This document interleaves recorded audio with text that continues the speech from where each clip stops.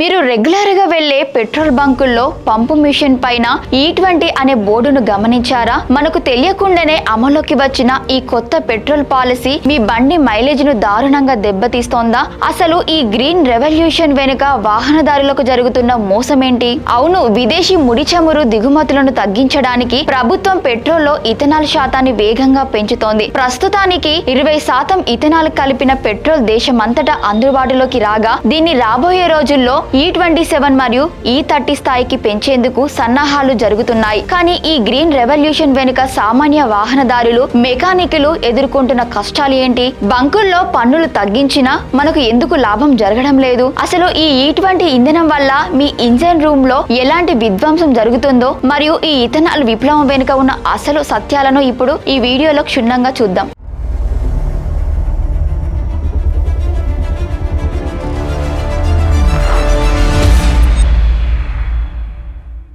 Welcome to Khyati connects. నేను మీ విద్య. భారతదేశ వ్యాప్తంగా ఉన్న పెట్రోల్ బంకుల్లో మనకు తెలియకుండానే ఒక నిశ్శబ్ద మార్పు జరిగిపోయింది. మీరు గమనించే ఉంటారు, ఇప్పుడు ప్రతి పెట్రోల్ పంపు మిషన్ పైన E20 అనే చిన్న బోర్డు కనిపిస్తోంది. ప్రభుత్వం విదేశీ ముడి చమురు దిగుమతులను తగ్గించడానికి పెట్రోల్లో ఇథనాల్ శాతాన్ని వేగంగా పెంచుకుంటూ పోతోంది. మొదట ప్రభుత్వం అసలు ఈ నిర్ణయం ఎందుకు తీసుకుందో అర్థం చేసుకుందాం. భారతదేశం తన అవసరాలకు కావాల్సిన ముడి చమురులో దాదాపు 85% ఇతర దేశాల నుండి దిగుమతి చేసుకుంటోంది. దీనికోసం ప్రతి ఏటా లక్షల కోట్ల రూపాయల విదేశీ మారక ద్రవ్యం దేశం దాటి వెళ్లిపోతోంది. అంతర్జాతీయ మార్కెట్లో చమురు ధరలు పెరిగినప్పుడల్లా మన దేశంలో ద్రవ్యోల్బణం పెరిగి అన్ని వస్తువుల ధరలు ఆకాశాన్ని తాకుతున్నాయి. ఈ సమస్య నుండి దేశాన్ని కాపాడటానికి పెట్రోలియం మంత్రిత్వ శాఖ ఈ ఇథనాల్ బ్లెండింగ్ విధానాన్ని ప్రతిష్టాత్మకంగా తీసుకుంది. ఈ ఇథనాల్ పరిమితిని పెంచడాన్ని ప్రోత్సహించడానికి కేంద్ర ప్రభుత్వం బ్లెండెడ్ పెట్రోల్ పై ఎక్సైజ్ డ్యూటీని అంటే కేంద్ర పన్నులను భారీగా తగ్గించింది.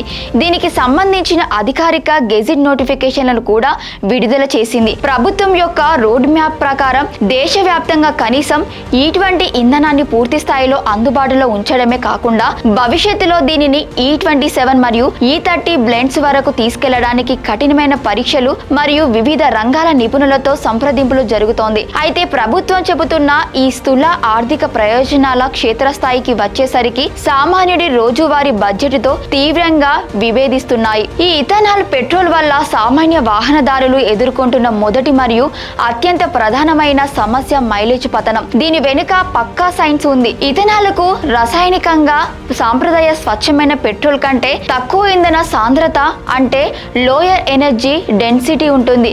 దీనివల్ల 1 లీటర్ స్వచ్ఛమైన పెట్రోల్ ఇచ్చే శక్తితో పోలిస్తే 1 లీటర్ ఇథనాల్ ఇచ్చే శక్తి చాలా తక్కువ. ఇంజన్ లోపల కంబషన్ లేదా ఇంధనం మండే ప్రక్రియ జరిగినప్పుడు ఇథనాల్ తక్కువ వేడిని, తక్కువ శక్తిని ఉత్పత్తి చేయగలదు. దేశవ్యాప్తంగా వాహనదారులు మరియు ఆటోమొబైల్ నిపుణులు సమర్పించిన నివేదికల ప్రకారం ఈ E20 ఇంధనం వాడడం వల్ల వాహనాల ఫ్యూయల్ ఎకానమీలో స్పష్టంగా 3% నుండి 7% వరకు మైలేజ్ పడిపోతుంది.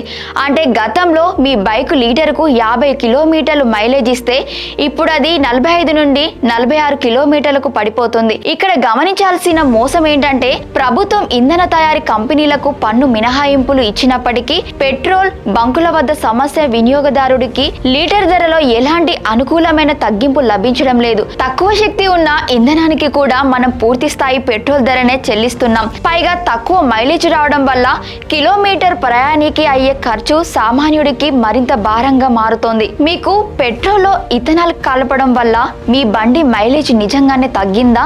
ఈ కొత్త ఇంధన పాలసీపై మరియు ధరలపై మీ అభిప్రాయం ఏంటి?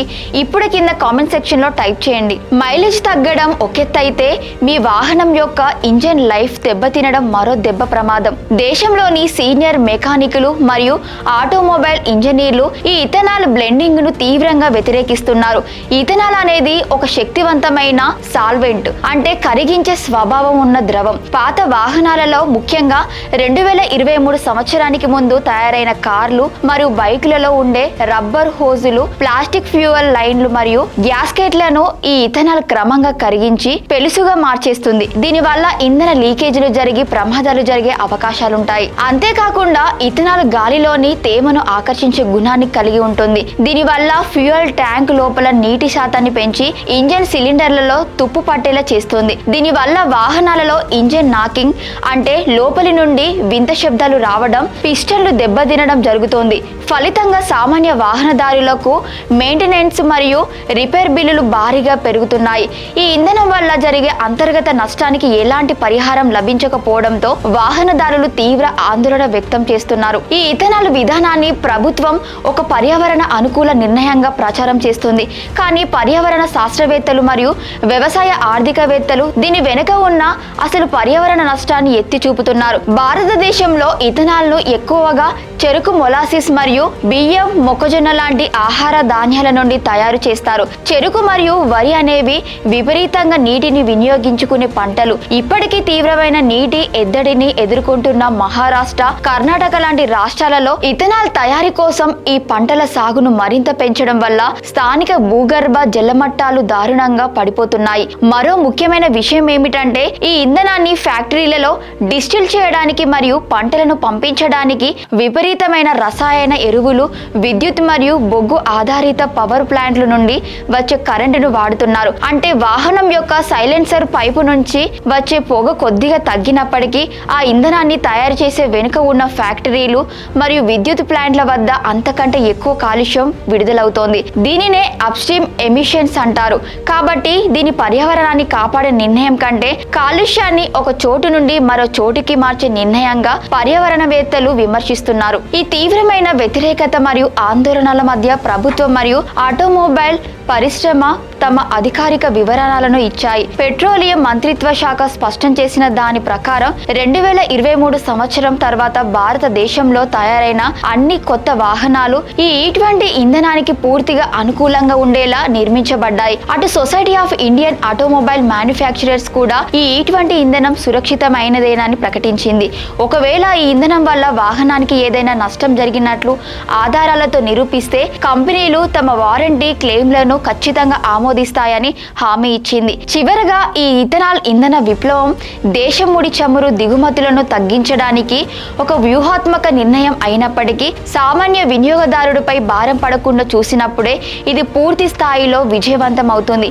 ఒకవేళ ఇథనాల్ వల్ల మైలేజ్ తగ్గుతుంటే దానికి తగ్గట్టుగా పెట్రోల్ బంకుల్లో లీటర్ ధరను కూడా తగ్గించి సామాన్యుడికి లాభం చేకూర్చాలి. మీ దగ్గర 2023 కంటే పాత వాహనం ఉంటే ఇంధనాన్ని ఎక్కువ రోజులు ట్యాంకులో నిల్వ ఉంచకుండా చూసుకోండి. అలాగే వీలైతే నమ్మకమైన బంకుల్లో ఇంధన నాణ్యమైన తనిఖీలు చేసుకోండి. మరి భారతదేశంలో వేగంగా అమలవుతున్న ఈ E20 ఇంధన విధానంపై మీ అభిప్రాయాలను కింద కామెంట్ సెక్షన్లో తప్పకుండా షేర్ చేయండి. Thank you for watching Khyati connects.